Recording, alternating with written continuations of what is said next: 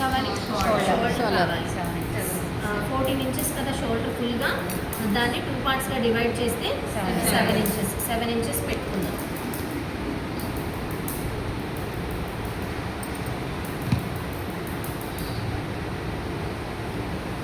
ఇప్పుడు దాని కింద నుంచి మనం నార్మల్గా చెస్ట్ రౌండ్ మార్క్ చేసుకోవాలంటే ఏమని చెప్పుకున్నాం?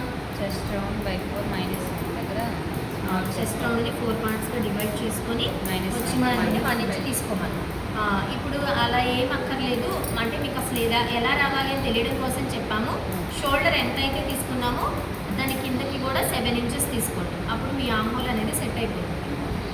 కింద ఈ షోల్డర్ ఎంత అయితే తీసుకుంటున్నామో ఈ కింద ఆర్మ్ హోల్ రావడం కోసం కూడా అంతే డౌన్ తీసుకోండి. 7 ఇంచెస్ కదా తీసుకున్నది చెస్ట్ రౌండ్ షోల్డరు, దాని కిందకి కూడా 7 ఇంచెస్ మార్క్ చేసాం. ఇక్కడ నుంచి ఇక్కడ వరకు కరెక్ట్గా 7 ఇంచెస్. ఇప్పుడు నాకు చెస్ట్ రౌండ్ మార్క్ చేసుకోవాలి. ఈ 7 ఇంచెస్ దగ్గరికి నేను చెస్ట్ రౌండ్ మార్క్ చేసుకోవాల్సింది. చెస్ట్ రౌండ్ మార్క్ చేసుకోవాలి. చెస్ట్ రౌండ్ నాకు 38 ఇంచెస్.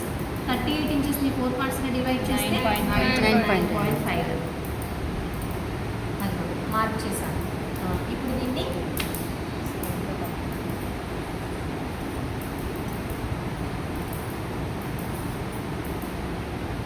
చెస్ట్ రౌండ్ మార్క్ చేశాను. దాని తర్వాత షోల్డర్ మార్క్ చేశాను. వేస్ట్ రౌండ్ మార్క్ చేయాలి. వేస్ట్ రౌండ్ ఇక్కడే కదా ఎండ్ మనకి. వేస్ట్ రౌండ్ ఎంత? 32 ఇంచెస్. అవునా? 32 ఇంచెస్ని 4 పార్ట్స్గా చేస్తే 8 ఇంచెస్. డాట్స్ కోసం 1 ఇంచ్ ఎక్స్ట్రా.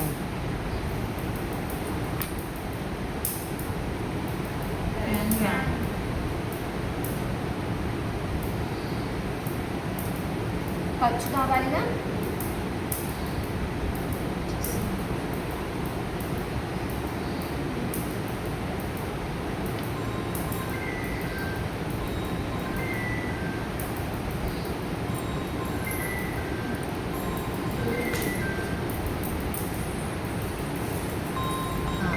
ఇక్కడ గ్యాప్ 1 ఇంచ్ ఇవ్వాలి. ఆ 1 ఇంచ్ ఇచ్చిన తర్వాత ఆర్మ్ హోల్ అనేది సెట్ చేసుకోవాలి. ఇప్పుడు ఆర్మ్ హోల్ సెట్ చేసే కంటే ముందు ఇక్కడ మనం దీనికి షోల్డర్ స్లోప్ కోసం తీసుకోవాలిగా. 1/2 ఇంచ్ తీసుకున్నాం షోల్డర్ స్లోప్ కోసం. ఇక్కడ నుంచి జస్ట్ చెక్ చేయండి. నేను ఇక్కడ 1 ఇంచ్ గ్యాప్ తీసాను కదా. నేను మీకు థియరిటికల్గా చెప్పేటప్పుడు, నేను బోర్డు మీద ఎక్స్ప్లెయిన్ చేసేటప్పుడు వేరుంటుంది, నేను మీకు ఫ్యాబ్రిక్ కట్ చేసేటప్పుడు వేరుంటుంది. అవన్నీ మీరు గమనించాలి. అర్థమవుతుందా? ఇప్పుడు దీన్ని బట్టి ఒకసారి చెక్ చేయండి. ఇప్పుడు మరి ఈ 3 డాట్స్ని బేస్ చేసుకొని చెక్ చేసినప్పుడే మనకి కరెక్ట్గా వస్తుందో రావట్లేదో చూసుకోవాలి. ఇక్కడ 8 ఇంచెసే ఉంది. 8 ఇంచెస్ వస్తుంది నాకు. 8 ఇంచెస్ అన్నది ఆర్మ్ హోల్ 17 కదా. ఎంత కావాలి? 8.5 కావాలి. ఒకసారి చెక్ చేద్దాం.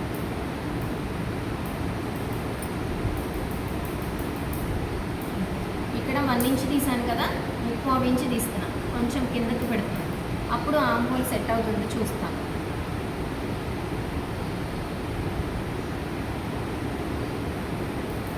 ఇప్పుడు వస్తుంది 8.5.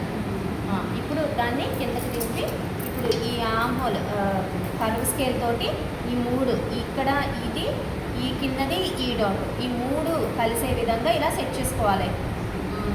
మీ ఆర్మ్ హోల్ స్కేల్ 6 స్కేల్ అలా సెట్ చేసుకొని మార్క్ చేసుకోవాలి. ఇలాగా ఇప్పుడు కలిసిందా మొత్తం రౌండ్గా ఇలా నీట్గా రావాలి.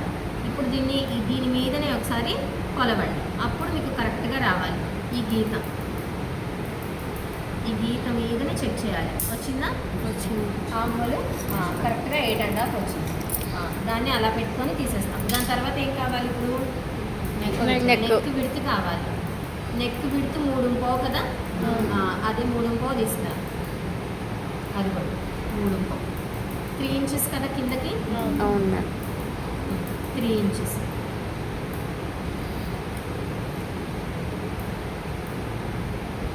మళ్ళీ లోపలికి అంతే.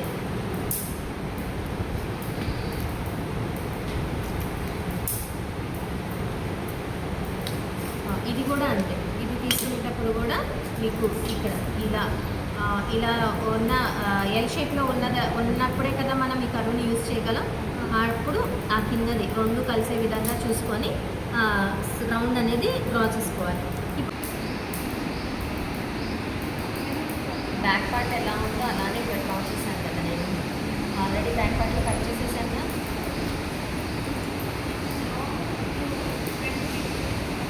అర్థం కాలేదమ్మా.